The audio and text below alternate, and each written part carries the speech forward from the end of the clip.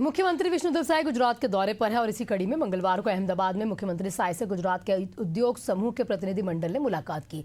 उद्योगपतियों ने कहा कि छत्तीसगढ़ बहुत समृद्ध सुविधाजनक राज्य है, निवेश के लिए बहुत अच्छे अवसर हैं। सीएम साय ने उनका स्वागत करते हुए कहा है कि छत्तीसगढ़ निवेश के लिए पूरी तरह से तैयार है। राज्य सरकार हर उद्योगपति को सहयोग करेगी।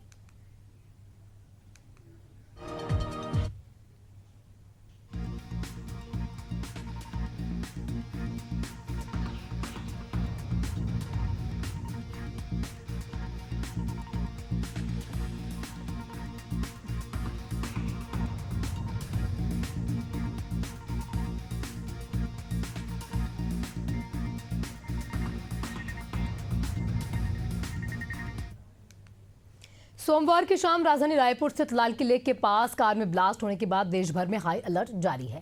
अब इस घटना में 12 से ज्यादा लोगों की मौत हुई है और कई 24 से ज्यादा लोग घायल हुए हैं।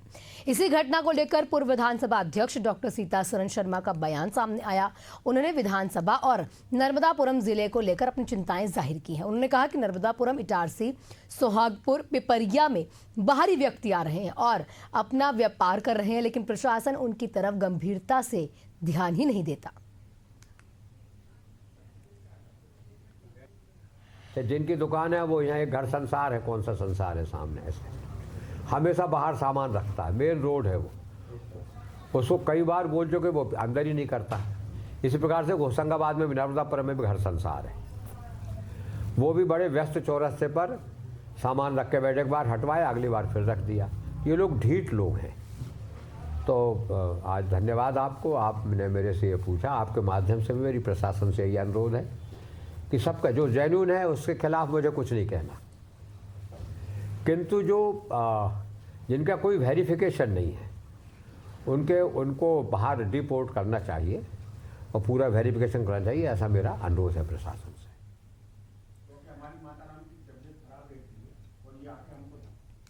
बिलासपुर में बीजेपी के यूनिटी मार्च में सियासी एकता की बजाय गुटबाजी अब खुलकर सामने आ चुकी है। केंद्रीय राज्य मंत्री तोखन साहू के सामने ही बेलतरा विधायक सुशांत शुक्ला और प्रदेश संगठन मंत्री हर्षिता पांडे आपस में भिड़ गए। दोनों के बीच फर्स्ट लाइन में चलने को लेकर जमकर तकरार होने लगी। मामला इतना बड़ा कि केंद्रीय राज्य मंत्री तोखन साहू और समर्थकों के बीच बचाव करने के लिए आना पड़ा, लेकिन दोनों नेताओं की बहस थमने का नाम नहीं लेती दिखाई दी। पूरे घटनाक्रम का वीडियो सोशल मीडिया पर वायरल हो गया।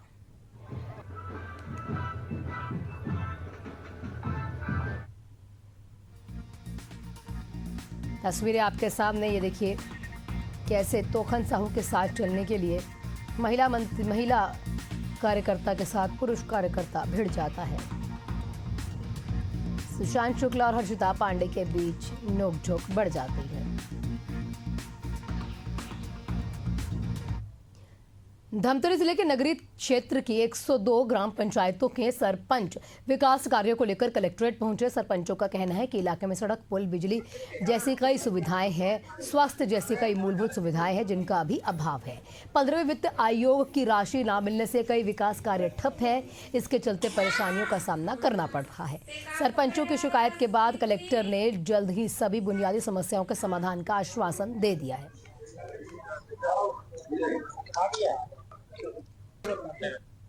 वहाँ पे तो कलेक्टर सर बस ये बोले कि आपके गांव में क्या क्या समस्याएं हैं उसको बताइए, तो सभी ने अपनी अपनी समस्याएं रखी।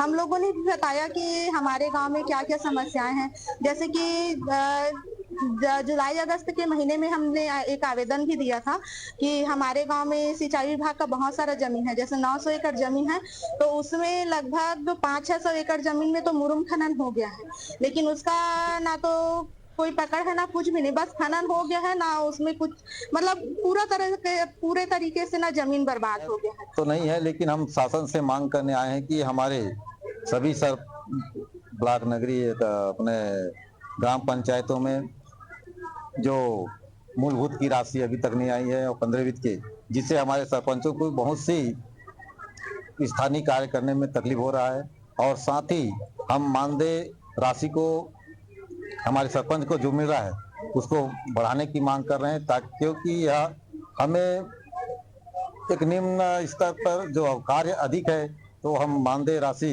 उचित मतलब मूल्य मिलना चाहिए। मध्य प्रदेश के खरगोन के छात्र अथर्व पुरोहित की संदिग्ध हालातों में मौत के बाद परिजनों ने राष्ट्रपति से सीबीआई जांच की मांग को लेकर एसडीएम को ज्ञापन सौंपा। इसके बाद मामले की जांच के लिए ही महाराष्ट्र पुलिस खरगोन पहुंची। 14 सितंबर को NMIMS इंजीनियरिंग कॉलेज में छात्र की मौत हुई थी। परिजनों ने पुलिस पर साक्ष्य छिपाने और वहीं मर्ग रिपोर्ट, PM रिपोर्ट के साथ अन्य दस्तावेज नहीं देने, कॉलेज प्रबंधन को बचाने के कई आरोप लगाए। अब इस पर जांच हो रही है।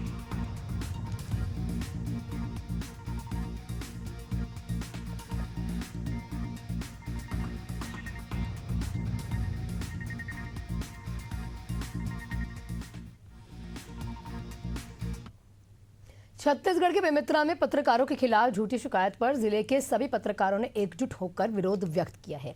बेमेतरा जिला मुख्यालय के रेस्ट हाउस से सैकड़ों पत्रकार पैदल मार्च करते हुए सिटी कोतवाली पहुंचे। पुलिस अधीक्षक को ज्ञापन सौंपा। पत्रकारों की ये मांग है कि मामले की निष्पक्ष जांच हो। यदि शिकायत झूठी पाई जाती है तो दोषियों के खिलाफ भी कार्रवाई हो।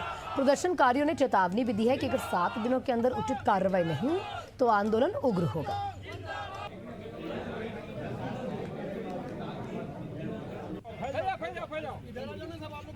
बाकी पीछे चल जाओ। दिनों सरपंच संघ नवागढ़ के द्वारा कतिपय लोगों के नाम पर फर्जी QR कोड की मांग करते हुए पैसे लेने का आरोप पत्रकारों पर लगाया गया है, लेकिन जिनके नाम पर QR कोड के बाद आरोप लगाते हैं उनका नाम नहीं दिया गया है और ऐसे लोगों का नाम दिया गया है जो सूचना के अधिकार में के तहत पंचायतों में आवेदन दिए हैं। जिला बेमेतरा के मीडिया के साथियों ने आकर के यहाँ पुलिस कंट्रोल रूम में एक ज्ञापन सौंपा है, जिसमें जो है पिछले दिनों में जो है सरपंच संघ नवागढ़ द्वारा एक आवेदन दी गई थी, जिसमें कुछ नाम दिए गए थे और पत्रकार को जो है आरोपित करते हुए नाम था। तो उस बात के लिए जो विरोध व्यक्त किया गया है और साथ में उसकी जांच की मांग की गई है।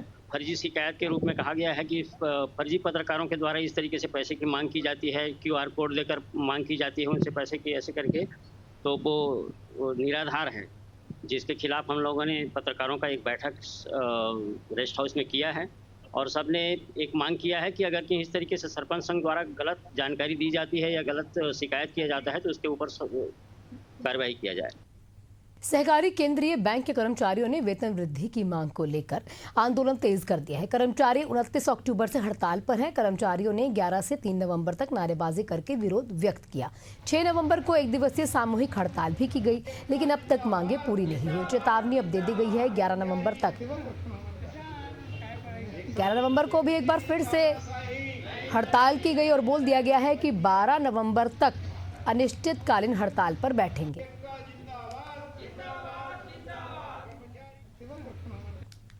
पाँच वर्षों से कर्मचारियों को वेतन वृद्धि जो जारी होता है 5 वर्षों से 2021 से लंबित है और इस प्रकरण को हाई कोर्ट में ले गए थे हम लोग। हाई कोर्ट का भी डिसीजन आ गया है और माननीय पंजीयक महोदय भी इस मांग को मान नहीं रहे हैं, इसलिए हम लोग 29 तारीख से हड़ताल में हैं। 29 तारीख से 31 तक काला पट्टी लगा के हड़ताल किए थे, फिर 1 से 3 तक 10:30 से 11:30 तक बैंक परिसर में नारेबाजी किए थे।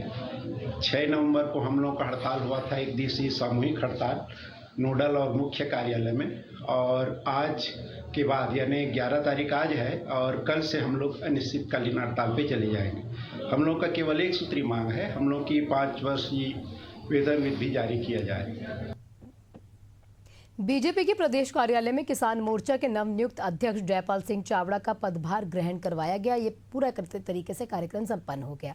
पदभार ग्रहण समारोह में बीजेपी के प्रदेश अध्यक्ष हेमंत खंडेलवाल, किसान मोर्चा के पूर्व प्रदेश अध्यक्ष के साथ साथ पदाधिकारी और कार्यकर्ता मौजूद रहते हैं।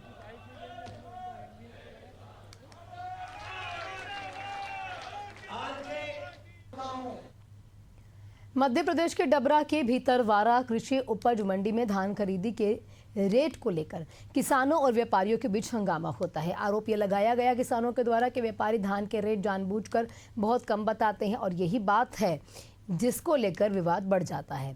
हालात इतने गंभीर हो गए या इतने बिगड़ गए कह सकते हैं कि किसानों ने गुस्से में आकर व्यापारियों की जूते चप्पलों से पिटाई कर दी। मंडी में अचानक अफरा तफरी मच गई। कई व्यापारी जान बचाकर मंडी परिसर से भागते हुए भी नजर आए। CCTV फुटेज में देखा जा सकता है।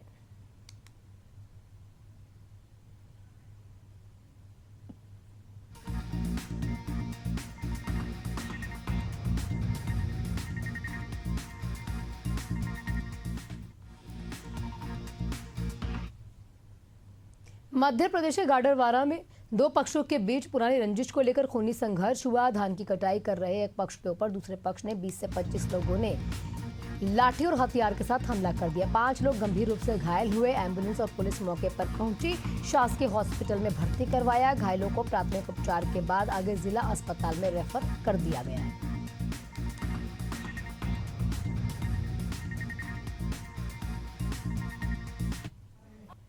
मेरे भाई हैं और छोटे वाले के ससुर हैं, उनकी श्रीमती हैं। तो जिन लोगों ने मुझे फ़ोन किया, मैं गाडरवारा से पहुंचा, देखा तो गंभीर स्थिति थी। इनमें किशोर, ऊधाम, पीतम, यशमान, करीबन पूरे परिवार था उनका। कितने लोग थे? करीबन वही 25 से 30 लोग। भागीदार के लड़के। तो क्या वजह थी लड़ाई की? जमीनी विवाद था, हमारी पुरानी शिकायत भी डरी थी। उसके बाद कोर्ट में केस भी चल रहा था। उसके बाद इनने खेत पर आकर मार धाड़ की, हमारे आसपास